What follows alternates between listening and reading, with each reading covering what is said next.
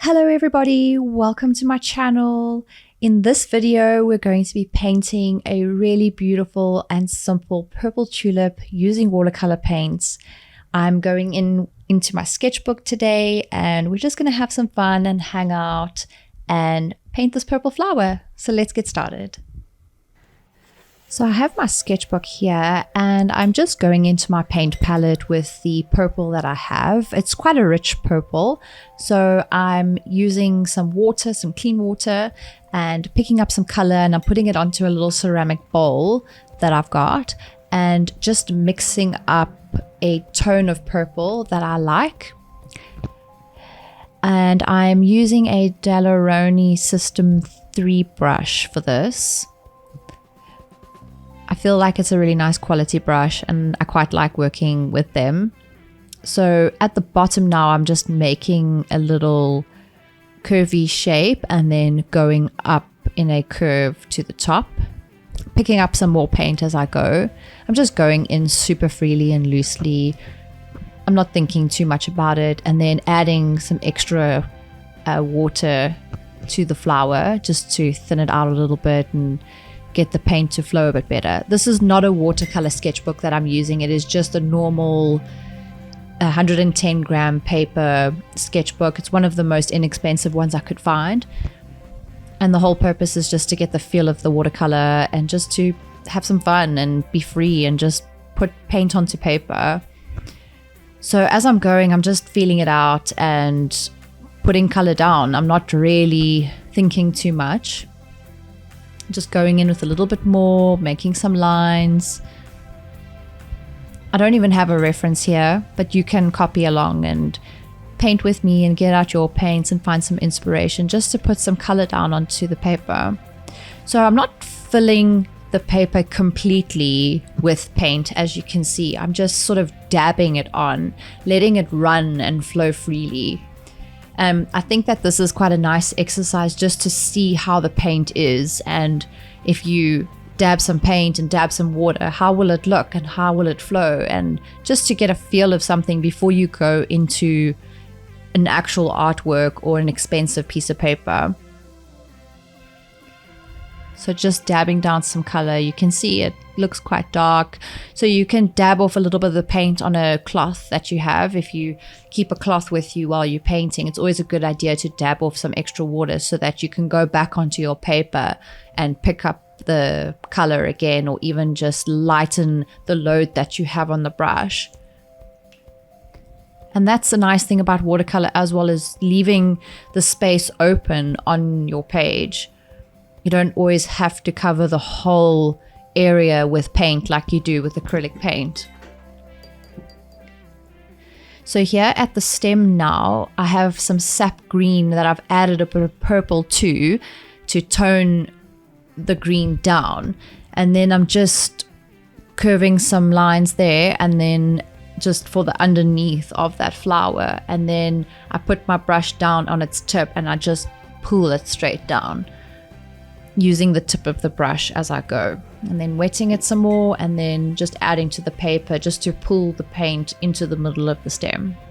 So that's what I like to do. If you go in with a dark color there, you can just add a bit of water to your brush and then pull the paint across the page. It thins it out nicely and gives your paint some dimension, and you can leave some areas darker, or you can pull it out completely and then just have a wash of color. So here with the sap green going in again, you'll see it brightens it up, and then just adding a bit of blue just to also, that kind of tones it down, and then some brown. This is also a fun exercise for your sketchbook. Just go in with a bunch of colors, just get them together and play around and see what you get. If it turns out horrible, then it's just in your sketchbook and it doesn't even matter.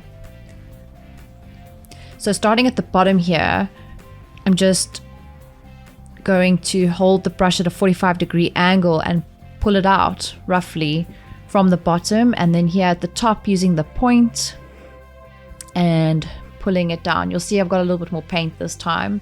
So for the underneath of the leaves, usually they are a little bit darker, so you can make that side a little bit darker, dabbing in a little bit of paint, just super freely.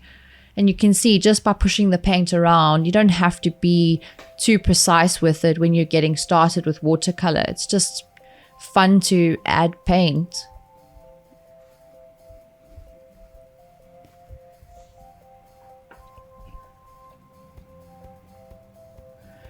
Then adding the leaves. I'm starting at the stem, and then if you just hold it at the 45-degree angle, press the brush down and pull it out, and then when you come to the underneath, you can have a little bit more paint on the brush than you did before, and then use the point of the brush to draw a line as if you were like low lighting the underneath. So there I spilt a little bit of the paint, so I just dabbed off the paint with some clean water and then went in and just scrubbed it off the page. So if you ever make mistakes, you can just literally go in with a wet brush and just scrub it off the page, and before the pigment sinks onto the paper, and then it's gone. And I'm pulling the stem a little bit down some more to the bottom of the page. Here I am with my filbert brush now. Just also scrubbing the pigment off of the bottom. I didn't really want to have it all the way down to the bottom. I feel like I wanted to have it a little bit more centered in the page. Maybe I should have done the flower more to the top, but anyway, it's just a sketchbook. And this is the thing about learning while you go and painting. So if I were to paint this again for real, there are some changes that I would make, and I can use this reference that I've done here to change it up. And you know, you've learned while you've gone along, and it's in your sketchbook, so you haven't used an expensive piece of paper that you now feel bad about. It's a great tip for when you're getting started with watercolor. You don't need to use the most expensive paper and the most expensive paints. Sometimes it's a good idea to find quality paints at a cheap price, and then you can use that happily and freely and experiment and just use it up and get experience, so that when you do use the expensive stuff, you can create really great paintings because you already have the feel for it. So here for the top of the flower, it's dried a little bit more at this point. So when you're working with watercolor and you want to add some extra details, it is a good idea to let a layer dry before you want to add some darker layers and some darker details. Because if you keep adding wet on wet on wet, you're going to end up with just a splodge and some messy colors.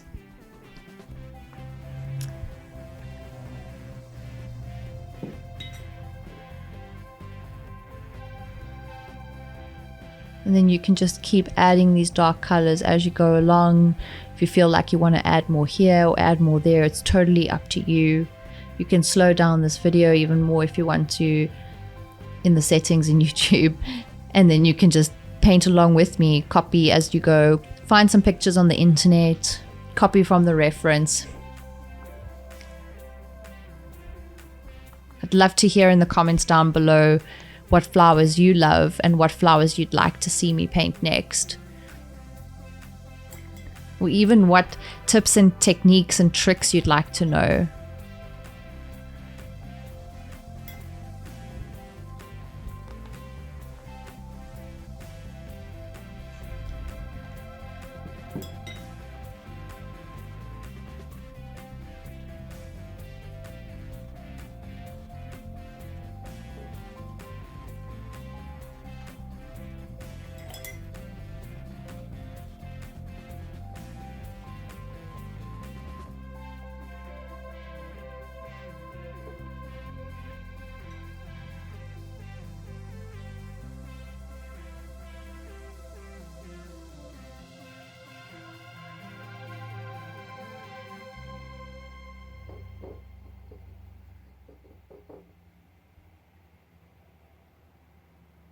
So finishing up our tulip now, we'll add some details, use a small brush and a darker shade of purple to create the shadows and on the petals and the stamen in the center of the flower.